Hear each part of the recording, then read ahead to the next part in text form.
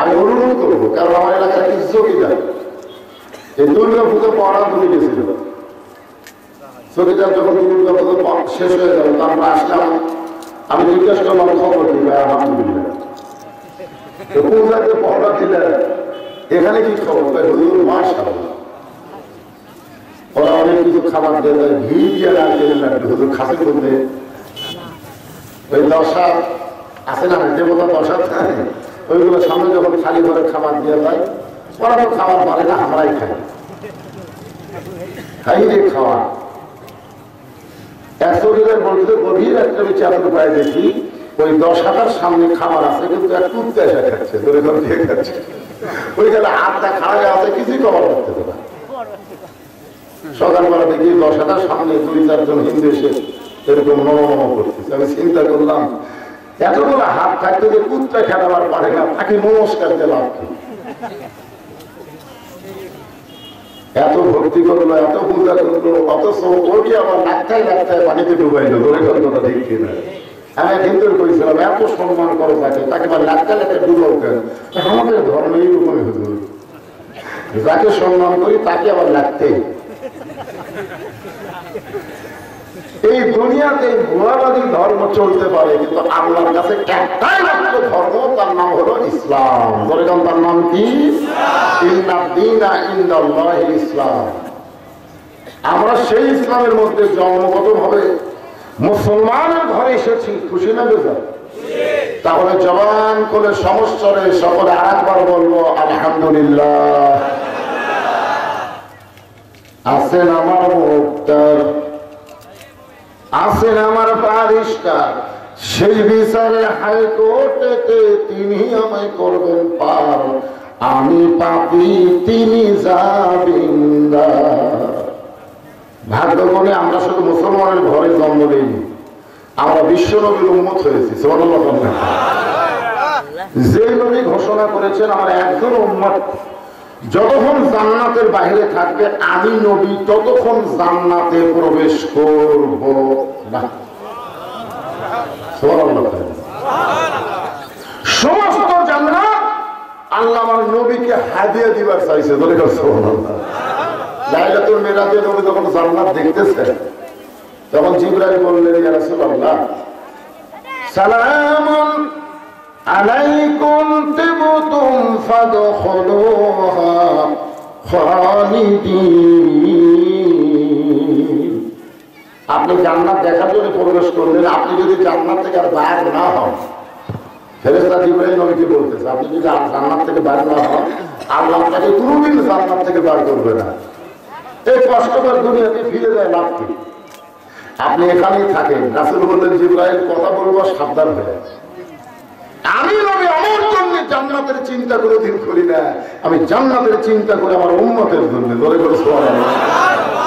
এত সুন্দর জান্নাত পাইয়া যদি আমি জান্নাতে থাকি, তাহলে কিসের নবী? আমি দুনিয়াতে যাব, আমার উম্মতদেরকে কি করলে জান্নাত পাওয়া যাবে সে আমলে ট্রেনিং দিব। আমার সমস্ত উম্মত জান্নাতে না ঢোকা পর্যন্ত আমি নবী জান্নাতে আর ঢুকবো না। এটা খালি দেখার জন্য ঢুকছি, থাকার জন্য চাই।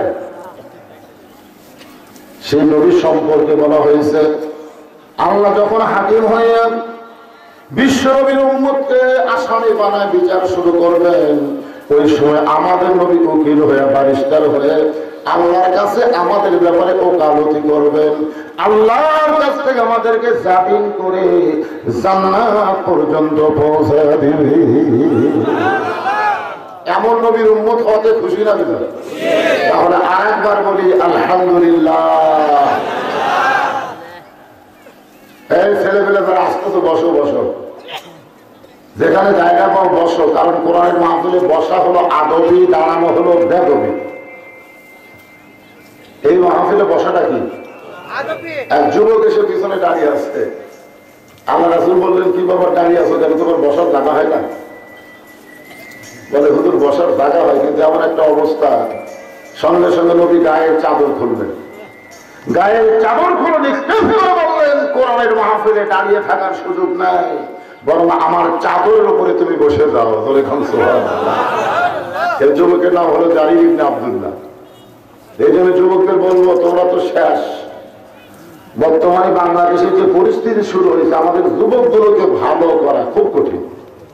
স্বয়ং জিবরাইল এসেও যদি ওয়াজ করে, তাও এই যুবকদেরকে ভালো করা যাবে না, কারণ এদের হাতে হাতে একটা করে মোবাইল আছে। বলে খান কথা ঠিক কিনা?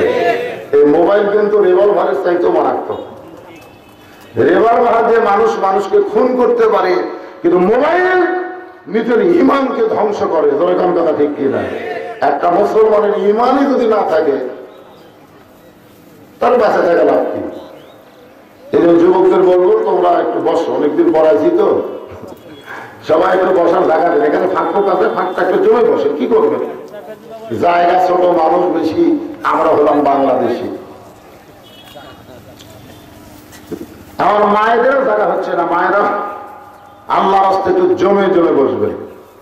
এখন আসেন, যে কোরআন থেকে আলোচনা হবে, এই কোরআন সম্পর্কে আপনাদের একটু স্বীকার উক্তি নেওয়া লাগবে। সবাই বুঝে শুনে উত্তর দেবেন। এই কোরআনে কোনো সন্দেহ, যারা মুখ খুললেন না তারা মনে হয় সন্দেহ পাচ্ছেন। তাহলে এতগুলো মানুষের মধ্যে 2-4 জন নাই করলেন কেন? এখানে ফেরেশতা আছে না? না, কোথায় আছে? 2 কাঁধে 2 জন ফেরেশতা। আল্লাহ বলতেছে, আল্লাহ বক্তা যখন বললো কোরআন সন্দেহ নাই, যারা নাই বললো আমরা ডান কাঁধের ফেরেশতা লিখলাম, কিন্তু যারা জবান বন্ধ করে থাকলো এরকে খবর কি? আল্লাহ বলতেছে বাম কাঁধের ফেরেশতা লেখ। বাম কাঁধের ফেরেশতাকে আমি তো শুনিনি, লেখবো কি? আল্লাহ বলতেছে, আমি লিখবার বললাম লেখ বোবা শয়তান। বলে কোন কি শয়তান? এই বাংলাদেশে বোবা শয়তান বেশি হওয়ার কারণে বাংলাদেশে জুলুম নির্যাতন বেড়ে যাচ্ছে দিন দিন। ধরে খান কথা ঠিক কিনা? অন্যায় দেখে কথা পায় না। একটা ছেলে ডাঙায় পেশাব করে কিছুই পায় না। মসজিদের বারান্দায় পায় নাউজুবিল্লাহ নাউজুবিল্লাহ। একজনকে কিসে নাউজুবিল্লাহ ডাঙায় পেশাব করে কুত্তার মতো। তো দেখলে কোথায় রাস্তায়, তো যেখানে দেখলে সেখানে কথা বন্ধ করে মসজিদের বারান্দায় নাউজুবিল্লাহ কয়ে কাম হবে? বরং যেখানে দাঁড়ায় পেশাব করতেছে আর পিছনে যাও, যাই খাই বলে নাউজুবিল্লাহ। ওই এত করে সেম টাইম চামড়া আটকে যাবে। ধরে কোন কথা ঠিক না? আপনারা বলেন তো নাউজুবিল্লাহ কার দিকে? কথা বল না কেন, কার দিকে? সুবহানাল্লাহ, আলহামদুলিল্লাহ, নাউজুবিল্লাহ, ইন্না লিল্লাহ, এগুলো সবই আপনার তাসবিহ। ধরে কোন সুবহানাল্লাহ। যে নাউজুবিল্লাহ কইছে ওই সাথে সাথে চেন টানছে। ধরে কোন কি টানছে? হঠাৎ যদি চেন টানে চামড়া আটকে গেছে। তাহলে যেখানে অন্যায় সেখানে কথা বলার দরকার আছে না নাই? ধরে কোন আছে না নাই? কিন্তু আমাকে জবান বন্ধ, অন্যায় অবিচার অত্যাচার এগুলো দেখার পরে যারা জবান বন্ধ রাখে তারা হলো বোবা শয়তান। বলে বলেন কি শয়তান? বাংলাদেশে বোবা শয়তান দিন দিন বাড়তিছে না কমতেছে? বাংলাদেশে মানুষ জেলের চিন্তা করে কিন্তু জাহান্নামের চিন্তা করে না। বাংলাদেশে অনেক মানুষ আছে কয় হক কথা বলে যদি জেলে যাই, আল্লাহ কয় জেলের যদি হক কথা বলে তোর জন্য জান্নাতের 8টা দরজা খোলা হবে। এখন তুই কোনটা পছন্দ করবি, জাহান্নাম না জেল? আমি তো জেলও পছন্দ করি না, জাহান্নাম পছন্দ করি না, তাহলে হবে না। জান্নাত যদি পছন্দ করো তাহলে অন্যায়ের বিরুদ্ধে কথা বলা দরকার আছে না? জবান খোলা লাগবে। এই কোরআনে কোনো সন্দেহ এইভাবে হয়েছে। এই কোরআনে কোনো ধোঁকা, এই কোরআনে কোনো গোসামি। মাশাআল্লাহ, 3-3 নাই নাই কই আপনারা কোরআনকে সাপোর্ট করলেন। ফেরেশতা বলতেছে, আল্লাহ যে সমস্ত বান্দারা নাই নাই নাই কই কোরআনকে সাপোর্ট করলো এদের রেজাল্ট কি? আল্লাহ বলতেছে এদের রেজাল্ট হলো এদের জীবন থেকে আমি আল্লাহ জাহান্নামকেও নাই করে দিলাম। নাই একেবারে নাই হয়ে গেল।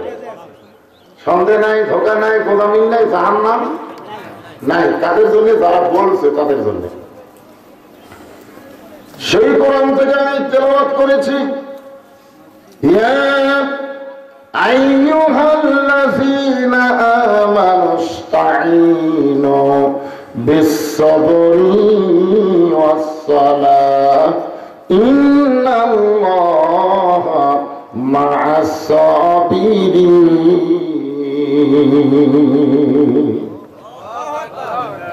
আমি তো বললাম সবাই আল্লাহ আকবার বললেও পারবে না, কারণ যাদের মধ্যে শয়তান আছে ওই শয়তান ত্রুটি চাপা ধরে। আল্লাহ আকবার তো কোষাবে, আল্লাহ আকবার করলে আমি দৌড় করে আমার ধাবলাস না ভাই, তুইও যা করতে ডাইরেক্ট করবান পারে। কোরআনের তেলাওয়াত শুনলে ইমান বাড়ে না কমে? তো ইমান বাড়ার লক্ষণ কি চুপ থাকা? এত ফিসফিস করে কথা কয়, জোরে কয়, দেওয়ালের কান আছে। আচ্ছা দেওয়ালের কান আছে, এটা কি শিরক না ইমান? কান আছে কার? সব জায়গায় কে শোনে? সামিউন বাসীর। সব জায়গায় আপনি যা করতেছেন শুনতেছে এবং দেখতেছে, তিনি হলেন আমাদের আল্লাহ। কিন্তু এত ভয় হয়ে গেছে যে দেওয়ালের কান আছে। ভাই জোরে কথা বলা যাবে না, বাংলাদেশে জোরে কথা বললে বিপদ না। যখন কোরআন আয়াত তেলাওয়াত বক্তা করবে, এই তেলাওয়াতের কারণে আল্লাহ আপনাদের ঈমান বাড়িয়ে দেবে। আর ঈমান বাড়ার লক্ষণ হলো আল্লাহু আকবার, অরাব্বাকা ফাকাব্বির। অরাব্বাকা ফাকাব্বির তার নাম হলো তাকবীর। স্বয়ং আল্লাহ নবীকে বলেছেন আমার নামে তাকবীর দেন, নবীকে আল্লাহ বলেছেন। আর নবীর উম্মত হয়ে সেই তাকবীর দিতে আমাদের বাজে কোন জায়গা? আপনি যে দলই করেন, যে দলই করেন, আওয়ামী লীগ করেন, বিএনপি করেন, জাতীয় পার্টি করেন, জামাত করেন, যাই করেন, কিন্তু কোরআনের মাহফিলে যখন আসবেন তখন কোনো দলাদলি চলবে না। সব মুসলমান আমাদেরকে এক দল হওয়া লাগবে। কথা ঠিক নেই, এখানে কোনো দলাদলি নেই। আপনি বাউন্ডারির বাইরে যারা যা ইচ্ছা তাই করেন। আমি নিজের চোখে দেখছি আওয়ামী লীগ, বিএনপি, জামাত তিনজন মিলে নামাজ পড়বি, হুজুর নেই। কি নাই? হুজুর ছাড়া এখন আমাদের করবি কে? টাইম চলে যাচ্ছে, এমন সময় জামাত ইসলামের লোক বলতে ভাই হুজুর যখন আসলো না, তাহলে আমরা আমাদের তিনজনের মধ্যে ইমামতি করবি কে?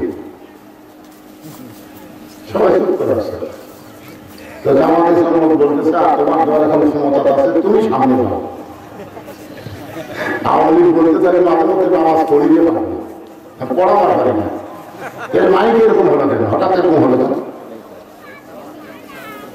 কমে গেছে না, সামনে অন্যদিকে যাচ্ছে, ভিতরে ঢুকতেছে না। বিএনপি বলে আকামত দিবার পারি, কিন্তু সামনে যাওয়ার পারি না। জামাত ইসলাম বলতেছে আমি অলরাউন্ডার, যেখানে রাখবা সেখানে আসি। আওয়ামী লীগ বলতে তাহলে তুই সামনে যা। জামাত ইসলাম সামনে গিয়ে বলতেছে ভাই না, আপনার যখন আমার কাছে নিয়োগ করবেন তখন নিয়োগ কি করবেন? আমার পিছনে দাঁড়ায় একটা নিয়োগ করা লাগবে, লাগবে না? আল্লাহ বলবেন না একটু দায়িত্ব বিহার ইমাম যখন সামনে থাকবে বিহার যেমন বলা লাগবে না? তো যখন বলবেন একটু দায়িত্ব বিহার রাজাকার না ইমাম, আওয়ামী লীগ ব্যানের কথা ভিতরে করতে তুই জামাত ইসলাম, আমি আওয়ামী লীগ, ওই বিএনপি, এটা হলো বাইরের কথা। ভিতরে আমরা তিন ভাই একসঙ্গে জামাত করতে চাই। কোনদিন কি দেখছেন যে আওয়ামী লীগের কোন লোক বলেছে আমার দল ক্ষমতা আছে আমি সামনে কাটা? এ কথা কোনদিন বলেছে? গরম কাপড়ে ফাঁক থাকলে বিএনপি একটা পিছনে খাড়া হয়ে আসছে, আওয়ামী লীগ টানে রেখে আমার কাছে পায়ের গোড়া সঙ্গে গোড়া নিয়ে যায়। বিএনপি করে তুই আওয়ামী লীগ করে জামা, বিএনপি করে আগে পাগলা আমাদের ব্যারিয়ার কথা। আমরা যতক্ষণ কোরআনের মাহফিলে থাকবো আল্লাহ আকবার আমাদের কোনো অ্যালার্জি নেই। যখনই কোরআন তেলাওয়াত হবে আল্লাহ আকবার বলবে, কারণ কোরআন তেলাওয়াতে ঈমান বাড়ে। এটা কে বলছে? ওয়াইযা তুলিয়াত আলাইহিম আয়াতুহু যাদাতুহুম ঈমানাও ওয়া আলা রাব্বিহিম ইয়াতাওয়াক্কালুন। এবারে হয়েছে, মাশাআল্লাহ। আল্লাহ ঈমানদারকে লক্ষ্য করে বললেন যারা মাঝে বিশ্বাস স্থাপন করেছ কেবলমাত্র তাদের চাহিদা হবে কার কাছে? আস্তাইনু, খুব খেয়াল করবেন, আল্লাহ ছাড়া অন্য কারো কাছে চাওয়া যাবে? যেরকম চাবে। গভীর রাত্রে আল্লাহ নবীর ঘুম ভাঙে গেছে। নবী ঘুম থেকে চেতন পাইছে। ঘুম থেকে চেতন পাওয়ার কারণ হলো খাদিজাতুল কুবরা আল্লাহ নবীর ডান হাত দ্বারা বুকের মধ্যে নিয়ে বলতেছে, ইয়া রাসূলুল্লাহ, যে কোনো সময় আমার মৃত্যু হবে। হুজুর, যে কোনো সময় আমার মৃত্যু হবে, আমার জীবনের কোনো খবর কি আপনার কাছে নাই? রাসূল মুস্কি মুস্কি হেসে খাদিজার কপালে একটা চুম্বন দিয়ে বললেন, খাদিজা, এই দুনিয়াতে 10 জন পুরুষকে আল্লাহ জান্নাতের সার্টিফিকেট দিয়েছে। এই দুনিয়াতে 10 জন পুরুষকে আল্লাহ জান্নাতের সার্টিফিকেট দিয়েছে। তার মধ্যে 1 নম্বর আবু বকর, 2 নম্বর ওমর, 3 নম্বর ওসমান, 4 নম্বর আলী, 5 নম্বর আব্দুর রহমান ইবনে আওফ, 6 নম্বর জুবাইর, 7 নম্বর তালহা, 8 নম্বর সাদ ইবনে আবি ওয়াক্কাস, 9 নম্বর আবু সাঈদ, আর 10 নম্বর হলো উবাদা ইবনুল জাররাহ। এই 10 জনই হলেন আশারে মুবাশশারা। খাদিজা বলতেছে, হুজুর, আমি আমার খবর শুনতে চাচ্ছি, আর আপনি পুরুষ মানুষের খবর শোনেন। আল্লাহ রাসূল বলে, খাদিজা, এই জন্যই তো বলতেছি, ইন্নাল্লাহা মা'আস সাবিরিন, ধৈর্যশীলদের সঙ্গে কে আছে? তো পুরুষ যখন জান্নাতের সার্টিফিকেট পাইছে, এই কথা বলতে গিয়ে আপনি অধৈর্য হলেন কেন? না, আমি হাত ধরে আছি আপনার আমার খবর শোনার জন্য। আল্লাহ নবী বললেন, খাদিজা, এই দুনিয়াতে 10 জন পুরুষকে আল্লাহ যেমন সার্টিফিকেট দিয়েছে, 10 জন নারীকেও জান্নাতের সার্টিফিকেট দিয়েছে।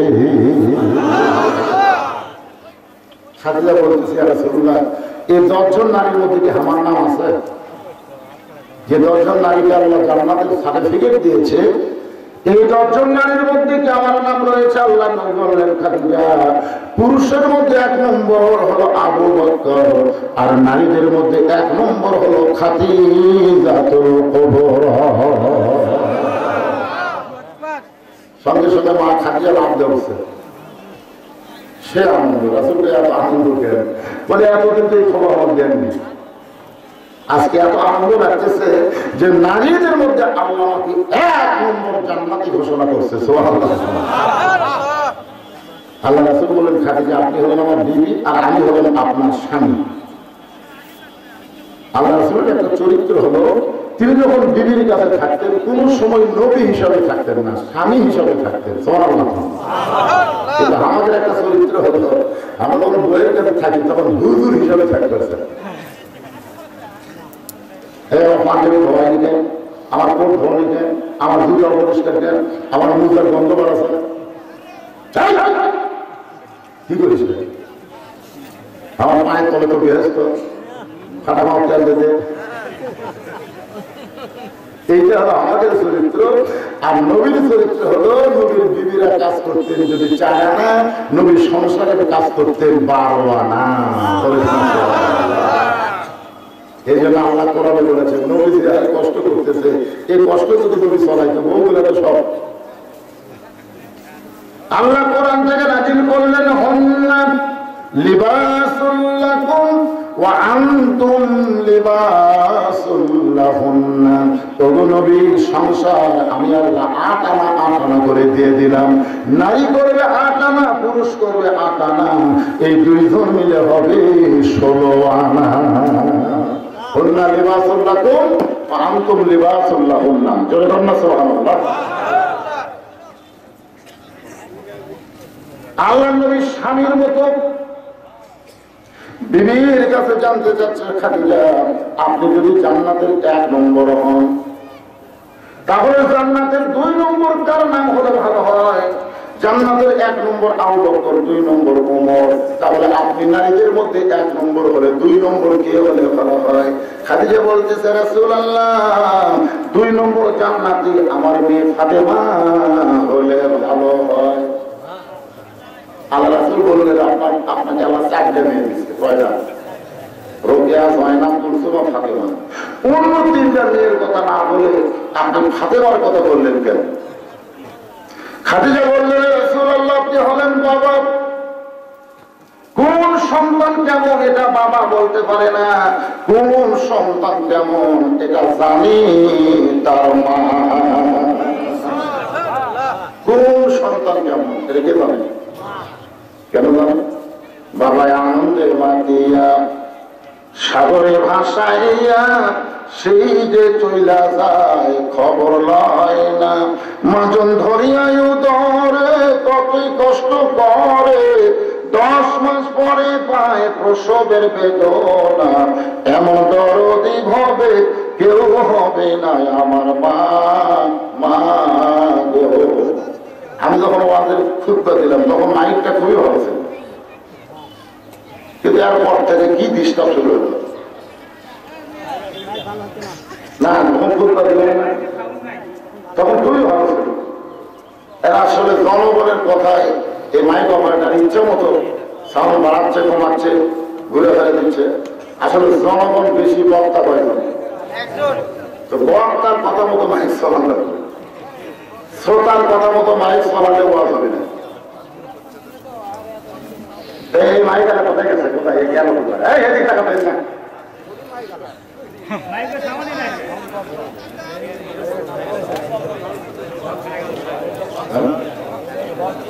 বন্ধ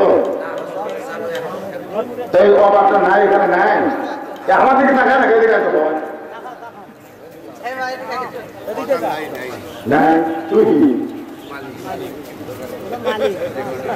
আমি আমার 36 বছর আমাদের বয়সে কোন মাইক বলারে বলিনি মাইক খারাপ, এটা আমার একটা স্বভাব। আমি কোনোদিনও বলি না যে মাইক ভালো না, আমি যদি বলি ভালো না, একসময় সেরে করে 1 নম্বর বক্তা ছিলাম আমি, সব জায়গাটা ছিল না, ধরে কথা ছিল না, এমন বছর গেছে একই বছরে 37টা বয়স করেছি, শুধু সেরে করে বলে যাবে পাড়ায় পাড়ায় বয়স করছি।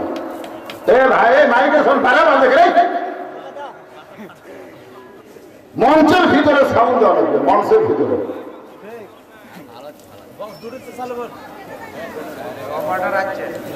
একটু জিকির করেন লা ইলাহা ইল্লাল্লাহ, লা ইলাহা।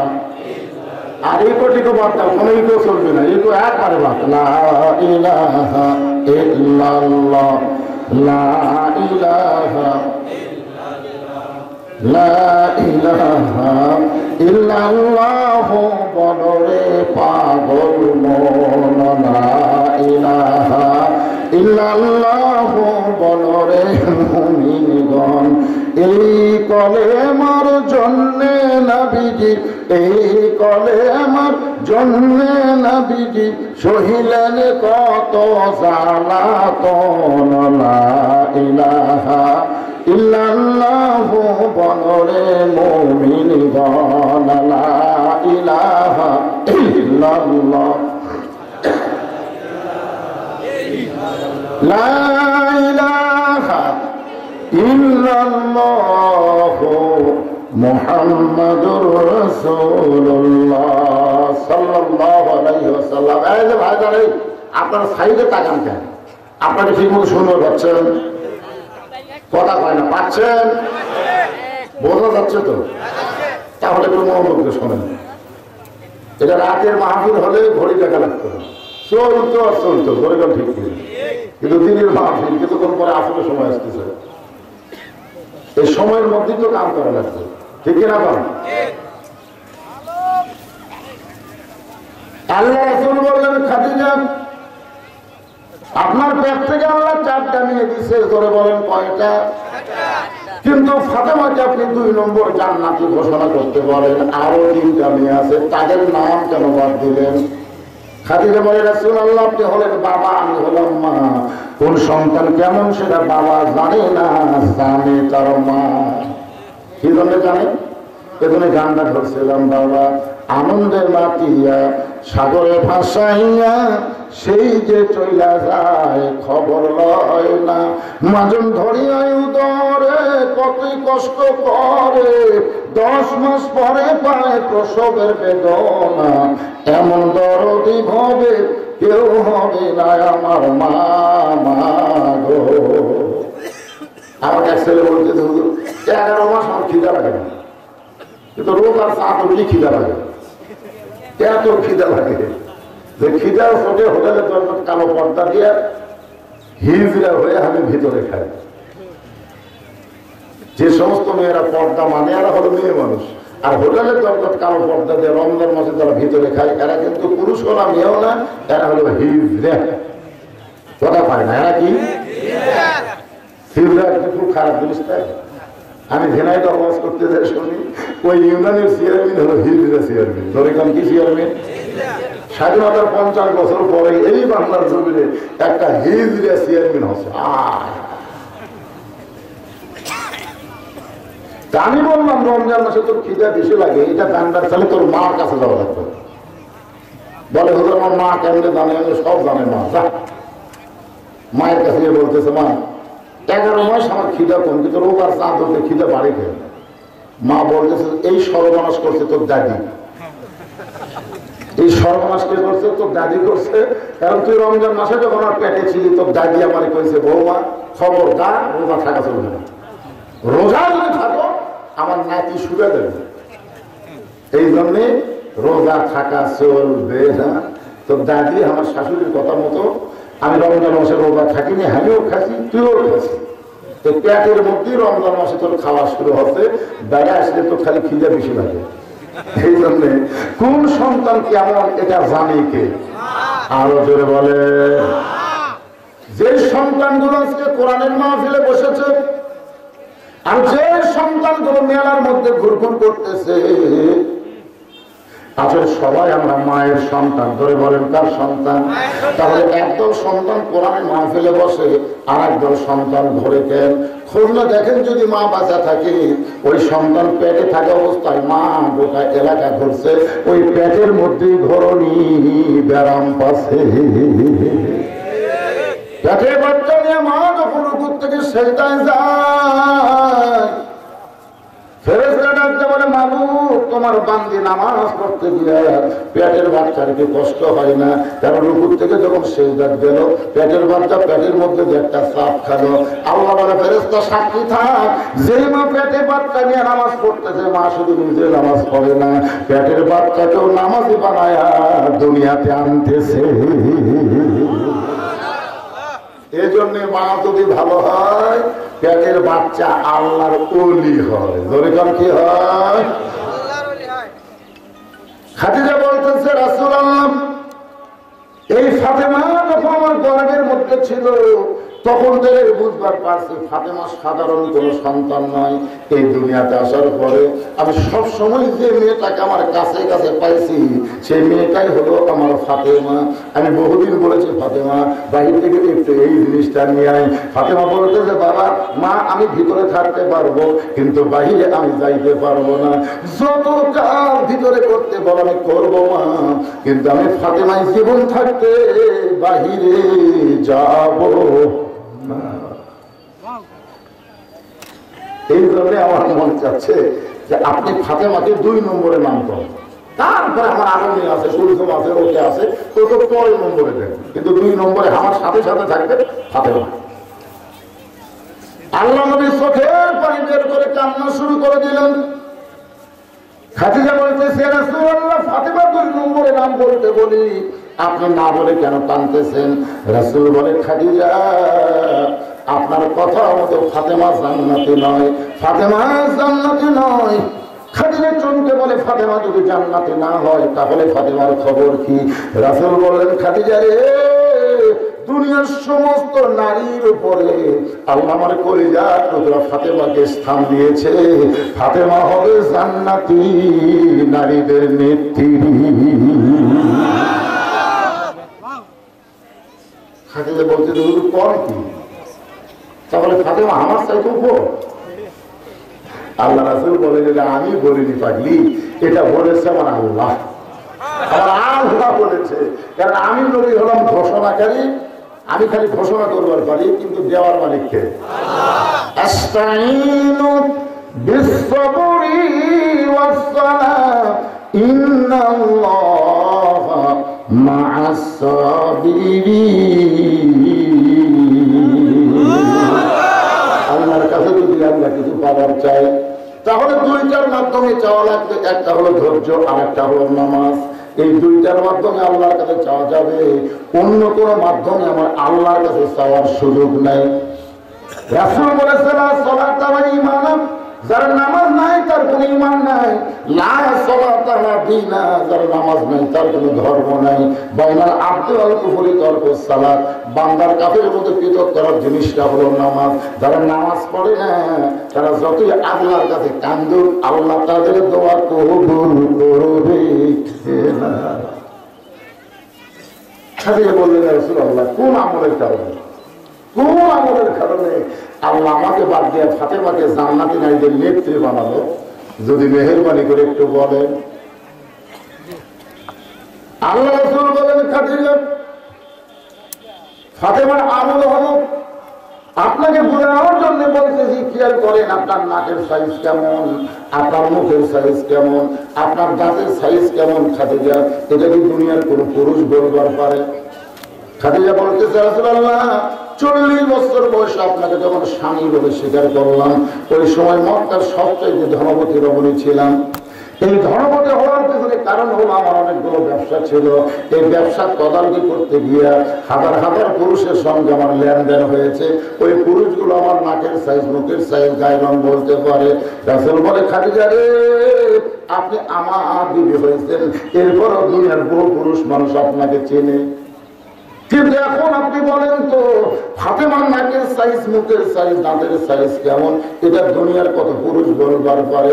খাদিজা কান্দার, নবী গো, আমি মা হয়ে বলতেছি, আমার ফাতেমা যখন জন্ম নিয়েছে, আমি নিজে মা হইয়া তাকায় দেখি আমার আল্লাহ তাআলা ফাতেমাকে পর্দার ভিতরে কবুল করেছে। রাসূল বলেন, খাদিজা, আপনি মা হয়ে জন্মের সময় ফাতেমাকে পর্দার মধ্যে দেখেছেন, আমি বাবা হয়ে বলতেছি ফাতেমা পর্দার মধ্যে বলা হবে। ও ফাতেমা, আমি ও খাদিজা, আমি নবী হয়ে বলতেছি, আমার ফাতেমা দুনিয়া থেকে যখন বিদায় নেবে তখন পর্দার ভিতরে বিদায় নেবে। আমার ফাতেমার কবরটা কিয়ামত পর্যন্ত দুনিয়ার কোন মানুষ খুঁজে পাবে না, এমন পর্দার সেই ফাতেমা, যার কারণে আল্লাহ তাকে জান্নাতি নারীদের নেত্রী বানাইছে।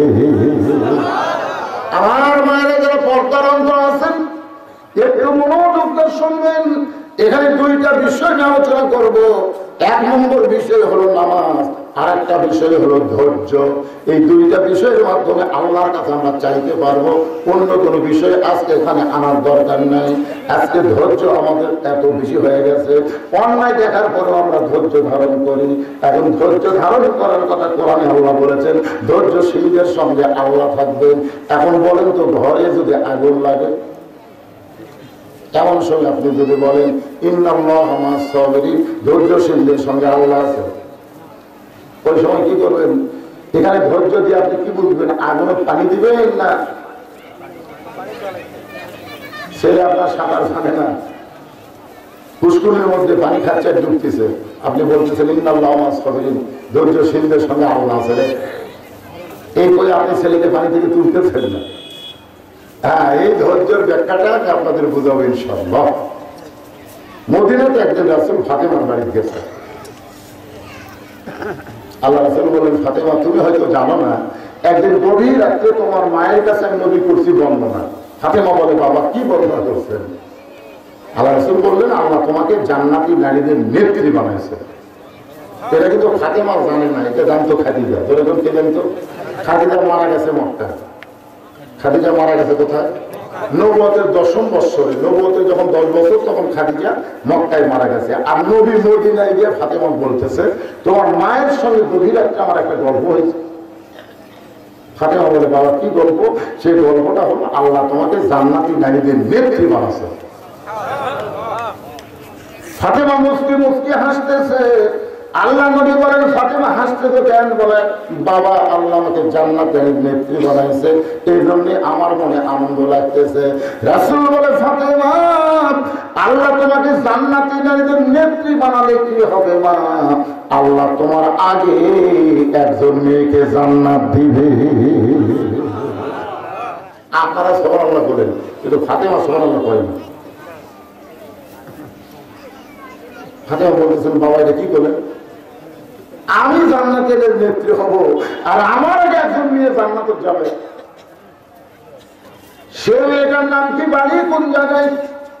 মেয়েটা এমন কি আমল করে যে আমল করার কারণে ফাতেমার আগে আল্লাহ তাআলা জান্নাত দেবে। রাসূল বললেন, ফাতেমা ওই যে একটা পাহাড় দেখতেছো? বলে হ্যাঁ। ওই পাহাড়ের পাশে একটা জঙ্গল দেখতে পাও? বলে হ্যাঁ পাই। ওই জঙ্গলের পাশে ছোট্ট একটা বাড়ি, ওই বাড়িটা হলো একটা কাঠুরিয়ার বাড়ি। ওই কাঠুরিয়ার বিবি জামিলাকে আল্লাহ তোমার আগে জান্নাত দিবে। ফাতেমা বলেন, বাবা সাধারণ একটা কাঠুরার বউ জামিলা কোন আমলের কারণে আমার আগে জান্নাতে যাবে? সে আমলটা একটু বলেন গো বাবা, আমি জান্নাতের নেত্রী হয়ে সবার আগে জান্নাতে যাবার আমি জান্নাতি নারীদের নেত্রী হব, আর আমার আগে একজন জান্নাতে যাবে, এটা দেয়া মানা। বরং মেয়েটা কি আমল করে এটা আপনি বলেন। আল্লাহ রাসূল বলে, ফাতেমা তুমি কি মনে করো আমি সব জানি? কোন আমলের কারণে তোমার আগে জান্নাতে যাবে এটা আমি বলতে পারবো না। এটা জানবার গেলে তোমাকে তদন্ত করে জানা লাগবে। সুবহানাল্লাহ বলেন না? তো তদন্ত বোঝেন আপনারা? তদন্ত বোঝেন? পরদিন আসরের নামাজের পরে ফাতেমা চুপি চুপি ওই কাঠুরার বিবি জামিলার বাড়ির দিকে রওনা দেয়। মেয়েরা যখন রাস্তা দিয়ে যাবে, মেয়েরা শোরগোল করতে পারবে না, তাদের চুপি চুপি রাস্তা দিয়ে হাঁটতে হবে। মেয়েরা যখন রাস্তায় চলবে, আল্লাহ কোরআন কারীমের মধ্যে বলেন, ওয়াকারনা ফি বুয়ুতিকুন্না ওয়ালা তাবাররাজনা তাবাররুজাল জাহিলিয়াতিল উলা। আল্লাহ বলেছেন, মেয়েরা তোমরা ভাদার গ্রামে এসে, কি গ্রাম? ভাদার গ্রামে এসে তোমরা ওয়াজ শোনো। এ কথা কোরআনের কোন কথাই নেই। তোমরা এরকম রাস্তা দিয়ে হেঁটে হেঁটে এসে ওয়াজ শোনো, এই কথা কোরআনের কোনো কথাই নেই। কোরআনে আল্লাহ বলেছেন, তোমরা ঘরের মধ্যে অবস্থান করো, তোমরা ঘরের বাহির হতে পারবা না। যদি ঘরের বাহির হও তাহলে হেজাব নিয়ে পর্দা নিয়ে বের হওয়া লাগবে। এটা হলো আল্লাহর হুকুম। জাহিলিয়তের শেষ যুগের মেয়েদের মতো তোমরা সাজগোজ করে রাস্তা দিয়ে চলবে, বোরকার বাহারি দেখাবে, আসার সময় রাস্তায় মরদ মানুষের গল্প করবে, কত ভেড়া করবেন ভাই ভবিষ্যতে অসুবিধা চাই চলেন যাই। ভেড়া ভাবি একটু ধৈর্য ধরে, রাস্তা ভালো না। কিসের ধৈর্যটা? অসুবিধা হয়ে গেল, ভেড়ার টাকা থেকে ভাবি আছে আমরা ভাই অসুবিধা আছে তো কোনো লাভ নেই। একটা মেয়ে মানুষ সারা জীবন আমার শরীরে যে সব হবে, 1 মিনিট যদি বেপরদা হয়ে কথা বলে তার চাইতে বেশি পাপ হবে। আমার মায়েদের জন্য বলতেছি, আমার সতর্ক হন। কারণ বর্তমানে আমরা যে সন্তানগুলো পাইছি এরা সব ব্রাজিল আর্জেন্টিনার ভক্ত, ধরে কারণ কথা ঠিক কিনা? কিন্তু আমরা ভবিষ্যৎ সন্তান চাই তারা ব্রাজিল আর্জেন্টিনার পতাকা টাঙ্গাবে না, এই বাংলার জমি তারা কলেমার পতাকা টাঙ্গাবে। ধরে কারণ কথা ঠিক কিনা? একটা ছিল ভালো না, একটা ভালো না। রাত 3টা পর্যন্ত আর্জেন্টিনার খেলা দেখে আর সারা বছরের নাম শোনার পরে ঘুমায় যায়। যুবক চিন্তা করতেছে, হুজুর এখন জুয়ান মানুষ তো, এখন পড়বো না, বুড়া হলে নামাজ পড়বো। তোমার বুড়া কালে নামাজ আল্লাহ ঠেকাও পড়েনি। তেল তেলা প্যান্ট শার্টওয়ালাকে র্যাব বাহিনী কোনোদিন চেক করেনি রে। আমার টুপিওয়ালা জুব্বাওয়ালাকে, আমার দাড়িওয়ালাকে বাংলার জমিনে চেক করেছে। মুনকির নাকির আমাকে নবী বলে শিকার আগে আমার এই দাড়িওয়ালা টুপিওয়ালা উম্মতকে আমি উম্মাত বলে স্বীকার করে নিলাম। আল্লাহর বান্দারা, গোরস্থানের মাহফিল ভাই, কবরের পথেও জোগাড় করে আমরা যেন কবরে যাওয়ার পারি, আল্লাহ সেই তৌফিক যেন আমাদেরকে দান করে দেয়। জোরে কোন আমিন। রাসূল বলেন, আলী রে, যেই খরিদ্দার তোমার কাছ থেকে ওন্না কিনেছে ওইটা দুনিয়ার কোনো মানুষ না রে, আল্লাহ একজন ফেরেশতাকে মানুষ করে পাঠায় দিয়েছে। যারে ফেরেশতা যা আমার পর্দা নিচে ফাতেমার ওন্না দুনিয়ার কোনো মানুষ কিনতে পারবে না, আমি আল্লাহ তাআলা কিনে জান্নাতের মধ্যে রাইখা দিব। নবী বলেন, আলী ওই ফাতেমার ওন্নাটা এখন জান্নাতের মধ্যে আল্লাহ রাইখা দিছে। আলী রে, যে ফকির তোর কাছে ভিক্ষা চাইছে ওটা ফকির নয় রে আলী, ওইটা হলো ফেরেশতা। তুমি আলী তোমার সন্তানকে বেশি ভালোবাসো না আল্লাহর কোরআনকে বেশি ভালোবাসো? এই পরীক্ষায় তুমি গোল্ডেন A+ পেয়ে গেছো। তুমি যখন পরীক্ষায় গোল্ডেন A+ পাইছো আলী, ওই টাকা ফকির নিয়ে যখন আল্লাহকে দেয়, আল্লাহ বলে ও ফকির ফেরেশতা হইয়া ফাতেমা যে উটের পিঠে চড়ে জান্নাতে যাবে, সেই উটটা বিক্রি কর। নবী বলে আলী উটটা বিক্রি করছে 100 দিরহামে বাকি। আবার ওই ফেরেশতাকে আল্লাহ খরিদ্দার বানায় 160 দিরহাম ফেরত দিল। 100 দিরহাম নিয়ে তুমি 60টা দিরহাম পাইলে। তুমি আল্লাহর কোরআনকে ধোকা নাই, সন্দেহ নাই, গোদামিল নাই বিশ্বাস করার কারণে দুনিয়াতে 6 দিরহামের পুরস্কার আল্লাহ তোমাকে 60 দিরহাম দিয়া দিছে। ফাতেমা বলতেছে এই ওয়াজ করতেছেন দানের, আমি শুনবার চাচ্ছি আমার আগে কাঠুরে বউ জান্নাতত কেমনে যাবি? আলী বলতেছে ফাতেমা তুমি যখন জান্নাতে যাবে, জান্নাতি নারীদের নেত্রী হওয়ার কারণে আল্লাহ তোমাকে একটা উট বাহন হিসাবে দিয়া দিবে। সুবহানাল্লাহ। তুমি যখন উটের পিঠে চড়ে জান্নাতে যাবার শুরু করবা, কিছু দূর যাওয়ার পরে উটটা আর জান্নাতের দিকে যাবে না, উটটা হামানিয়া খাড়া হয়ে যাবে। ফেরেশতা বলবে আল্লাহ তোমার জান্নাতি নারীদের নেত্রী ফাতেমা উটের পরে জান্নাতে যায়, কিন্তু উটটা যে জান্নাতের দিকে যায় না, আল্লাহ এখন কি করব? আল্লাহ বলে ফেরেশতা উটটা যদি যাবার না চাই তাহলে টানা টানা নিয়ে যাওয়া লাগবে। ফেরেশতা বলে আল্লাহ কি ধরে টানবে? উটের তো টানার মতন কিছুই নাই। আল্লাহ তখন বলবে ফেরেশতা রে, আমার ফাতেমার ওন্না কিনে আমি জান্নাতের মধ্যে রাইখা দিয়েছি, ওই ওন্নাটা উটের গলায় বেঁধে দাও। আলী বলে ফাতেমা তোমার ওন্নাটা উটের গলায় বেঁধে দেওয়ার পরে ওন্নার একটা অংশ নিচের দিকে ঝুলতে থাকবে। ফেরেশতা বলে আল্লাহ এখন কে টাইনা নিয়ে যাবে উটকে? আল্লাহ তখন ডাক দিবেন জামিলা রে, কোথায় তুমি কাঠুরার বউ? তোমার স্বামী সব সময় আমার কাছে বলতো আল্লাহ আমি একটা কাঠুরিয়া, আমার বউরে আমি কিছুই দিবার পারিনি। আল্লাহ আমার সেই বউটা ফাতেমাই ছিল, তার জন্য দরজা খোলেনি আমার হুকুম না থাকার কারণে। যে বউটা খাতুনে জান্নাত ফাতেমার জন্য স্বামীর হুকুম না পাইলে দরজা খোলে না। আল্লাহ গো আমার বউটারে তুমি সবার আগে জান্নাত দিও। আলী বলে ফাতেমা রে তুমি জান্নাতি নারীদের নেত্রী হবে, এটি আমি খুশি রে ফাতেমা, কিন্তু সবার আগে জান্নাতে যাবে। এই দোয়া আমি স্বামী হইয়া কোনো দিন করিনি, কিন্তু জামিলার স্বামী দোয়া করার কারণে বইয়ের ব্যাপারে স্বামী দোয়া করলে আল্লাহ ফেরত দেয় না। আল্লাহ কবুল করার কারণে জামিলাকে বলবে কোথায় রে, যা যা উটের নিচে ফাতেমার ওন্না যে ঝুলতেছে ওই ওন্নাটা টেনে টেনে আমার ফাতেমাকে জান্নাতে নিয়ে যা। আলী বলে ফাতেমা তুমি উটের পিঠে থেকে মনে করবা আমি জান্নাতি নারীদের নেত্রী, উটের পিঠে চড়ে জান্নাতে যাচ্ছি, কিন্তু আল্লাহর নিয়ত হলো তোমার পা উটের পিঠ থেকে জান্নাতে পড়ার আগে ওই জামিলার পা জান্নাতে চলে যাবে। সঙ্গে সঙ্গে ফাতেমা কান্দে। আলী বলে ফাতেমা কিসের আফসোস এমন করে কাঁদতেছো? তুমি সবার আগে জান্নাতে যাওয়ার পারোনি বলে কাঁদতেছো? ফাতেমা বলে স্বামী গো এই কান্না হলো দুনিয়ার ওই সকল মেয়েদের জন্যে। মেয়েরা রে শোনো, জামিলার মতন স্বামী ভক্ত হবে, স্বামীর হুকুম ছাড়া কিছুই করবা না রে। আর ফাতেমার মতন পর্দানিশী যারা হবার পারবা তারা জামিলা ফাতেমার সঙ্গে জান্নাতে যাওয়া। আপনার বলেন এর চাইতে মেয়েদের কোনো ভালো ওয়াজ আছে? আজকে আমি সে ওয়াজ মা বোনদের শুনে দিলাম। আমি আসার সময় দেখি যে হারে আর আসতেছে ভাই, হায় হায় হায়, মনে করলাম আজকে বাপগুলা নয় পরেই সাইজ হোক, মায়েরা তোর সব জায়গায় যাবার পারে না, তোর কোন কথা ঠিক কিনা? মা বোনদের জন্য প্রাণ খোলাওয়াজ করলাম, মা জামিলার মতন স্বামী ভক্ত হবেন মা, আর ফাতেমার মতো পর্দানিশী হবেন। আল্লাহ পাক আপনাদেরকে ফাতেমা জামিলার সঙ্গে জান্নাত দিয়ে দিবেন ইনশাআল্লাহ। ফাঁকে ফাঁকে দুই একটা কথা যা আমি আপনাদের জন্য বলেছি আমলযোগ্য কথা, আমরা সকলে আমল করবো ইনশাআল্লাহ। চারিদিকে 4:15 এই 4টায় আজান হয়, 4:15 জামাত হয়, এখানে একটু সময় পার হয়ে গেছে, অসুবিধা নেই। আমরা এখন ইস্তেগফার পড়ে মোনাজাত করবো, রাতে আবার মাহফিল হবে ইসালে সওয়াব।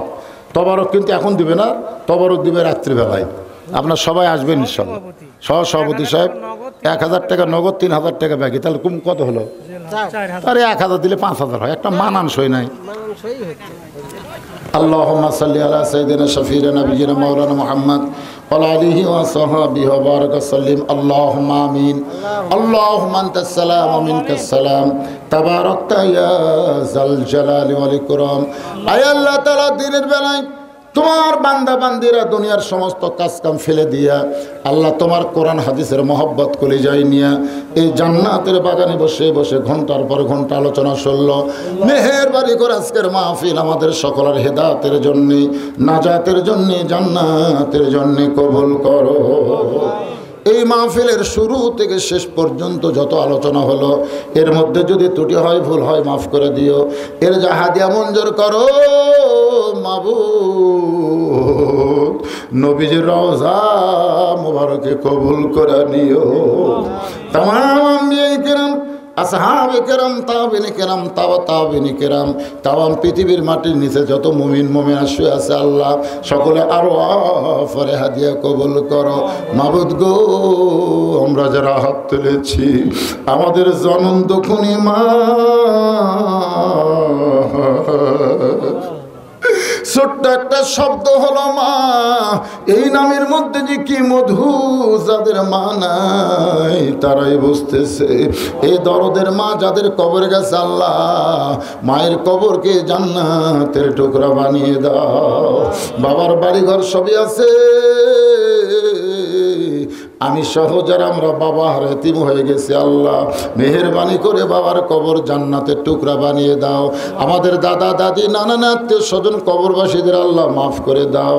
এই মাহফিলের অন্যতম একজন সদস্য ছিল আমার একজন বাবাজি, দুনিয়া থেকে বিদায় হয়ে গেছে আল্লাহ। আজকে যদি সে থাকতো, ভাদার গ্রামে মাহফিল হচ্ছে, সবার চাইতে সে বেশি আনন্দ নিত আল্লাহ। গোরস্থানে যত মুর্দা শুয়ে আছে ও মাবুদ, সব কবরকে জান্নাতের টুকরা বানিয়ে দাও। যারা কষ্ট করে মেহনত করে হাজার হাজার টাকা খরচ করে জান্নাতের বাগান লাগাইছে আল্লাহ, এই গ্রামের সকলকে জান্নাতি কবুল করে নাও। আমার মা বোনদের পর্দানিশি কবুল করো।